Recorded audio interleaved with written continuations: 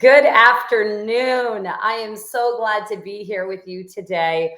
I want to just give a quick shout out to Max Lillevoix, who is a sound engineer extraordinaire, and he makes incredible, funky hip hop music, and he created that intro for me. And I also used that on my TEDx talk in August.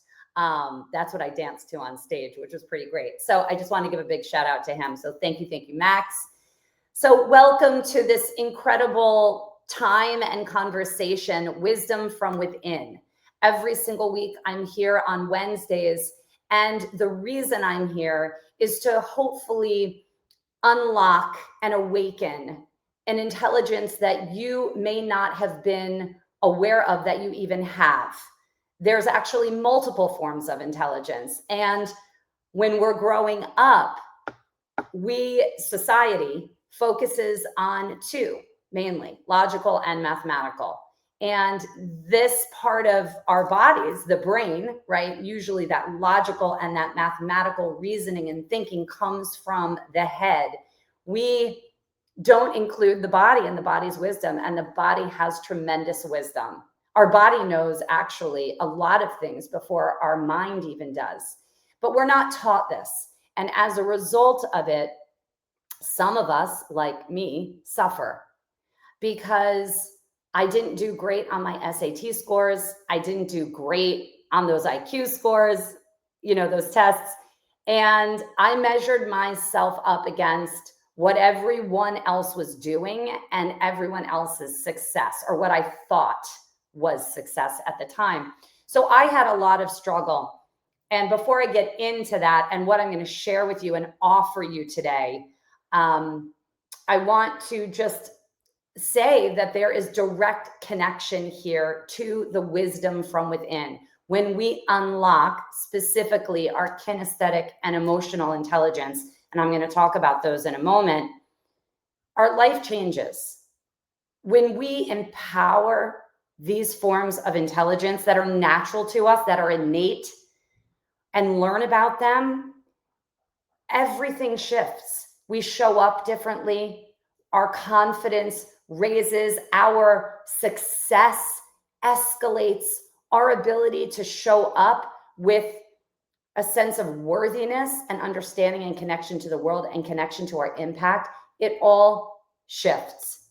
So I'm going to share a little bit about my story here, and then I'm going to share a PDF that I'm happy to send you. I'm going to actually put it in the show notes here so you can just download it, which lists all the different types of intelligences, at least the ones that I have researched and used in my work over the last 30 years. I'm going to share that with you because I'm hopeful that it's going to unlock something for you. There are so many different forms, and they are so accessible. And when we realize that they're actually intelligent, and we may not have known, like I said, so much can shift in your life, the way you show up, and absolutely it impacts the level of success that you have. So, like I said, when I was growing up, I struggled a lot because I didn't do great in school. I didn't fail out or anything, but the information wasn't resonating. I wasn't able to hold on to it in a way that I wanted to, because I'm always a student. I'm very curious. I want to learn. I want to grow. I want to expand. And the information that I was gaining wasn't sticking.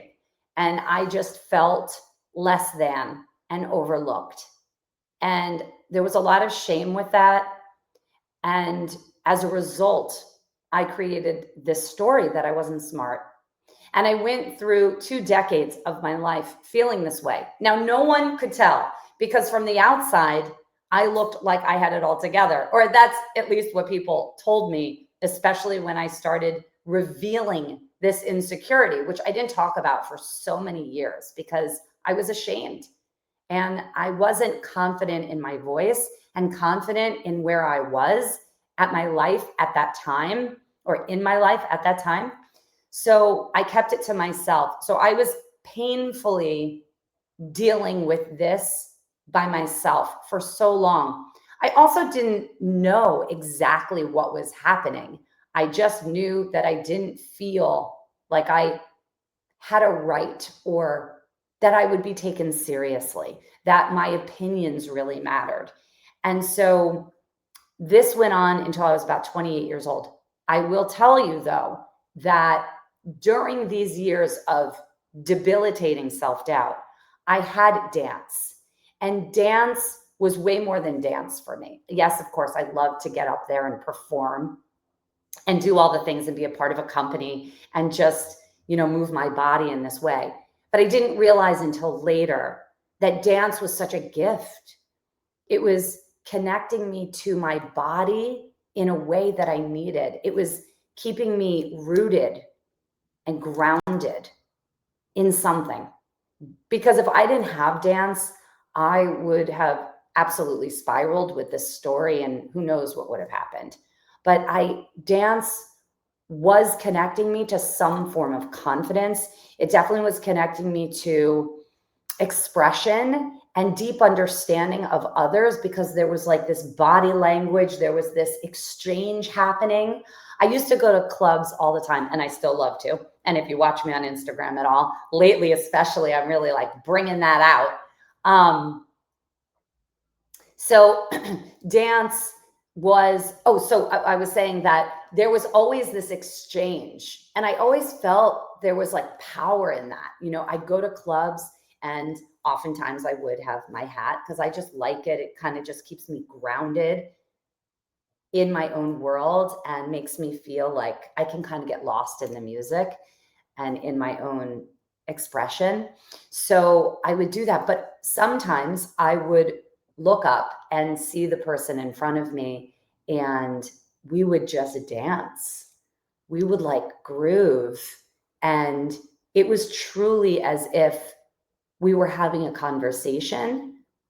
I just didn't know what was happening, but I knew something powerful was happening between us. We were like communicating and expressing and sharing and bonding. And then like afterwards we'd be like, hey, I'm Jen, how are you?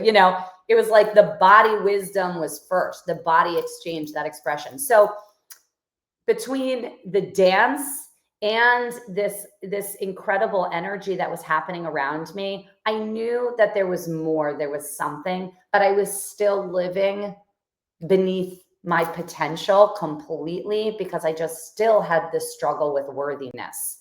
So when I was 28 years old, I was dating this guy, which was completely ironic because he was a Harvard grad, undergrad, and Princeton grad student. Very smart. And he was absolutely very smart. And I will not take that away from him. But it was just funny and ironic because I was dating him for a long time and we were really, really good friends. So there was something there. I was like, all right, maybe intelligence isn't like all that it's, made out to be or whatever. Maybe there's different versions. And that's when I started like questioning, because his world loved me, and I loved them and their friends and their family. And I was like, okay, I don't have to like get a perfect score on SATs to like be something in this world. It's funny looking back. I mean, really, what a journey. So anyhow, he was very good friends with John F. Kennedy Jr. He grew up with him. That is, for those of you that don't know, that is our former president's son. And we were invited to go to dinner with him and his wife. It was just going to be the four of us. And I completely panicked and shut down. And I was like, absolutely not. Now, I wasn't comfortable talking about this at that time. So I made an excuse and he went on his way. And I found myself in the shower, which was my safe haven. Like, I share that with you because if you're ever, you may have your own place that you go to for safety. But for me, it was the shower. And if you don't have a safe place, maybe try the shower. The warmth of the water, just kind of like being alone, lights are off, and I'm in there. And I'm curled up on a ball on the shower floor, and I'm just devastated. I'm so disappointed in myself for allowing society to hijack my life. I allowed it. I take responsibility. They didn't steal it from me. They didn't, I allowed it. And yeah, I was young, and yes, would it have been nice if someone talked to me about what I'm about to share with you, and told me there were different forms of intelligence? Yeah, that would have been great. But anyhow, I was pretty devastated and just so ashamed. And this was my rock bottom moment. And this is when I was like, I'm done. Like, I know there's more. And the movement and the dance and that expression and connection with others and that awareness and that emotion, like there was something there, and I knew it. I knew it. And I felt it in my body. My body spoke. It spoke loud. And I was like, okay, I don't know where I'm going. I don't know what I'm doing, but I'm not doing this anymore. So I started to see a therapist. That was great. She was incredible. And then she introduced me to a professor. And this professor introduced me to the work of Howard Gardner, who was a Harvard professor and psychologist, and Daniel Goleman, a science journalist and psychologist. And these two men have taught and written tons of books around different forms of intelligence, two of which you and I, all of us, innately have. Kinesthetic intelligence, which is the body's physical ability to move, process, heal, learn, express through movement, right? So there's a lot of athletes, artists, surgeons, writers, dancers, right? Artists, right? When you are using your hands, your body, that is intelligence. That is kinesthetic intelligence. That is the body's ability, right? This is the vehicle to help you move into that expression, creation, innovation. Your body has intelligence to help you unlock what's possible. And then emotional intelligence, which Daniel Goleman specifically really researches and writes about solely. And emotional intelligence is about our ability to be able to hear our emotions, manage them, process them, understand them, and have the awareness of others. And he has 5 pillars, which I'm going to share with you in a second, around emotional intelligence. Now, Howard Gardner talks about emotional intelligence, but in 2 different ways, which I'm going to share with you with this worksheet or this PDF that I'm going to share and I'm going to give to you if you want it. So my life changed. I was like, what? There's different forms of intelligence? Like, what are you even saying? So she introduced me to this body of work and all of this research, and I just dove right in. And I actually wound up working with her for 5 years, every single week, going to her office with articles from the New York Times and any other publication that I was interested in. I would go to her with highlighted, things that I wanted to learn about, whether it was politics or nutrition or literature, whatever. There were all these gaps that I wanted to fill, the voids of education that just didn't land in my body. And what I would do is I would draw out. She would help me, right? And we'd create visual pictures. And I'm not a great artist, but I would do my best, I was never great at Pictionary, which was another thing. But I was like, I suck at Pictionary. But later I realized, so what? Once I gained the confidence in these other areas, I was like, that kind of stuff just kind of fell away. So then I embodied the information, the curriculum, the geography. I would make shapes with my hands. I would sing songs with the information. And all of a sudden, everything was sticking. My body was the vehicle that allowed me to do all of this and gain and restore my intelligence and my sense of worthiness. And that's what this work is about. Because I do believe with all the people that I work with and talk to, now, in the last few years, many years since I'm really talking about this in public with my story, I cannot believe how many people are like, oh, me too. Me too. I struggled in school. I thought I was stupid. So I'm like, Oh my God. So I have really kind of connected these dots in believing, truly believing that a possibility for insecurity, self-doubt, lack of worthiness, all of it, is that it might be possible that you do not think that you're smart, or you were told you were not. Think of, like, dial it back, rewind in your life. And what is your intelligence story? Were you always empowered with your intelligence? Did you always feel like you were smart? If so, great. And if not, there could be a connection here to how you see and feel about yourself. What is your level of confidence, your sense of worthiness, connection, how you show up? Is there a connection there? Because this could be one of them. So, and if you're someone who's like, I just don't belong there, or I don't really fit in, or what am I going to possibly offer? Again, connect to, is it possible that I don't think I'm smart enough? I don't think I have the intelligence to sit at that table, to be in that space, to be with those people. Like, what is that? Right? So I just continue to invite that question for yourself. So I became completely empowered with this information. My life started to change. And believe it or not, soon after I learned about all of this, I came into an organization that empowers children through the arts. Excuse me. Teaching people curriculum, teaching students curriculum through the arts, dance, music, song, poetry, all of it.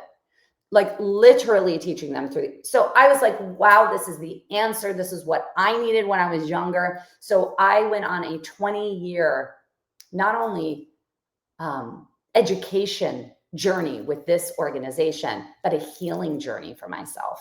I healed my past and empowered my present. And I did that through this work and witnessing all of these children and teachers, because I started to train the teachers this methodology because I was so passionate about it.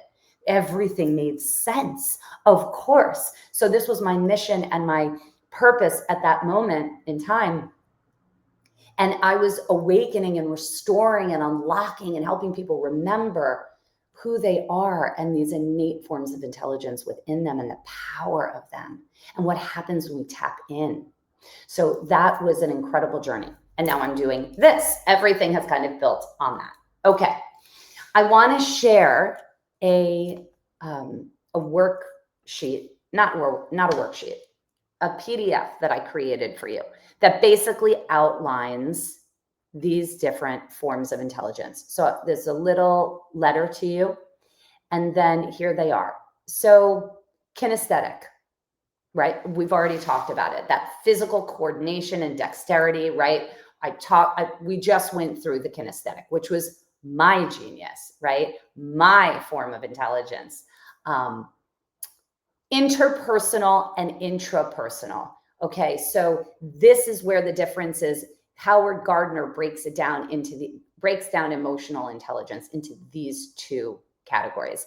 Interpersonal, which is understanding and relating to others, right? So this is like having empathy and social awareness, learning through interaction. That's the outside. Then the internal is intrapersonal, which is being able to really self-reflect and having that awareness, right? That deep understanding of your emotions, what motivates you, right? So learning through the body.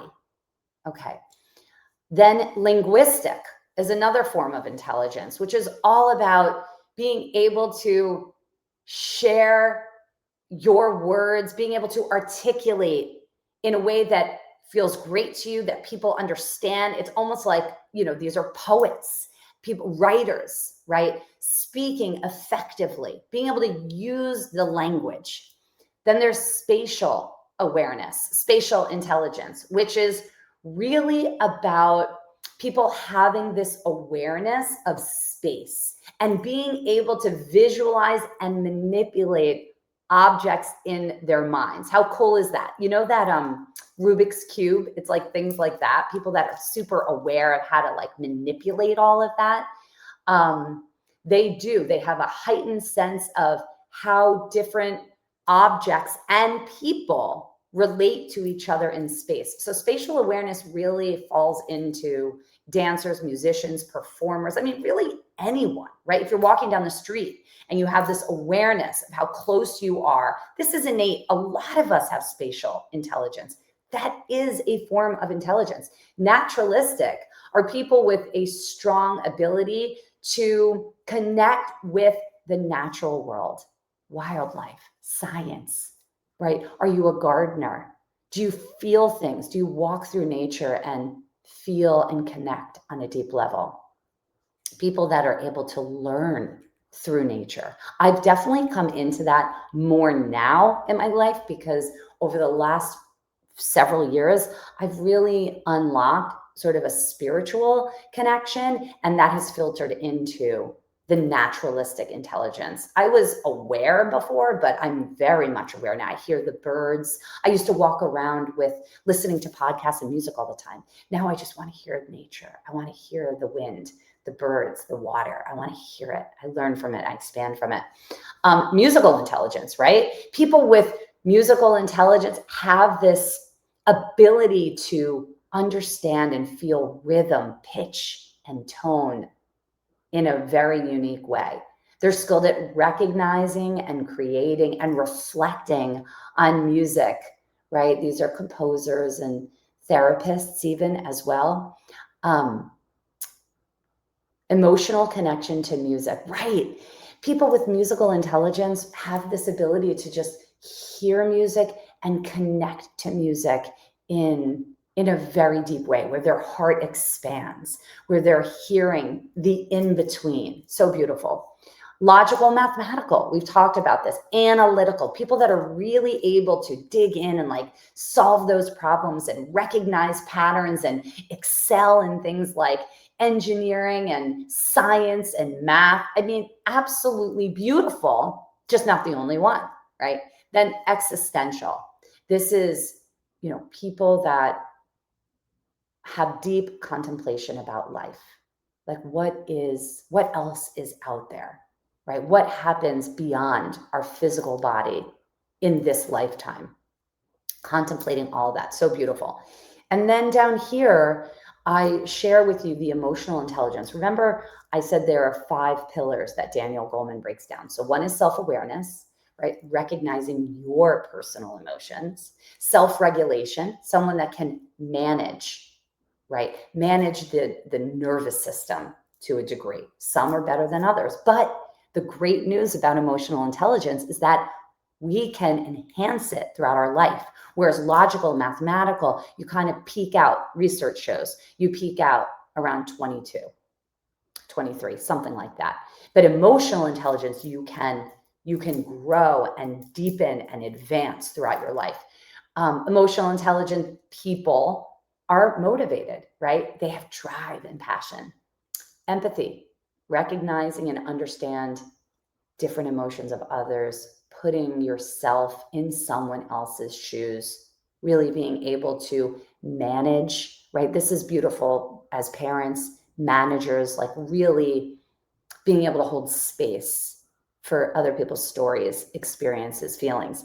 Social skills, someone who's able to communicate clearly and effectively and resolve conflicts diplomatically. That is a skill. Deep skill, right? And a lot of this, okay, so a lot of emotional intelligence is directly connected to leadership. So here's the thing. AI is taking over the logical mind. It is clear. We don't even need to think anymore. We just put our stuff in chat and out comes like a million things that we can use when it's done, in a heart-centered way, which brings me to this point. AI cannot take or replace, I should say, emotional intelligence. It can't. And so my mission is to help you understand that kinesthetic, specifically kinesthetic and emotional, are real, rooted in research and science. And in my book, Your Body is Speaking, which I don't have handy right here, I go into a lot of it, Okay, but go on your own, do the research so that you can wrap your head around this and be like, okay, this is real. To me, this is what's going to separate a leader who's kind of here and a leader who escalates, elevates, makes large impact. This is the difference. If we stay stuck in our mind, we are never going to advance. We have to hold on tight because AI is taking over this piece, this form of intelligence. We need to enhance and uplift and empower and inspire these natural intelligences within us and learn how to use them. And that is my work, to tell you that you have this. You absolutely have this. And so how do I use this emotional intelligence for my work? How do I tap into this to create vision, right? So here's the bottom line with it. And then I'm going to go because it's over the time and I want to be sensitive to your time. Embodied leadership. This is the future. Being connected to your truth authentically, knowing that you can create vision for yourself authentically and then hold the vision of your team or your children, bring it all together, right? This is the emotional intelligence. This is what we talked about in those 5 pillars. Being able to craft these unique voices with compassion and empathy and understanding and awareness, all the things I just laid out, and create something unique going forward. We need our artists. We need our creators. We need our innovators, because leadership is changing. And this is what we need. We need to feel good about our choices, and we need leaders that people can trust. And if you are connected to your truth and you are making decisions from that place, and you have the awareness of other people around you, and you can hold space for it all, and bring your authenticity together with other people's, your leadership is going to skyrocket, and your teams are going to benefit, and your children are going to soar, and your relationships are going to be full. You're going to feel fulfilled because you're not listening to the outside. You're not listening to AI or some politician or some teacher or some coach that you don't align with. It's all about alignment. It's all about getting embodied. Get embodied with who you are, what you stand for, what your values are, and how you want to move forward. And when you have these things stacked up, when you are embodied and aligned, you can lead your life from that place. And that's what the world needs. And that's my mission, to help you do it. So, wisdom from within. Thank you for being here. I hope this was helpful. I'm going to put that PDF in the show notes so you can download it for yourself. Please reach out to me with any questions. If you want to try my practice, which I didn't even mention, the power of gesture is my body set practice, the complement to mindset. We need the mind and we need the body. So my work is, yes, embodied leadership, but it is that body set. I am helping people understand what body set is, how to tap into it, how to use it to enhance their success in their life, right? So if you want to learn the power of gesture, because that's the tool to this awakening and restoring, reach out to me and I'll tell you how you can do that. But just know this, that every Tuesday at 11 o'clock, I hold a 30-minute free class virtually. So I'll put that link in here also. And please come experience the power of gesture, unlock your innate intelligence, and just create the life that you desire and deserve. See you next week.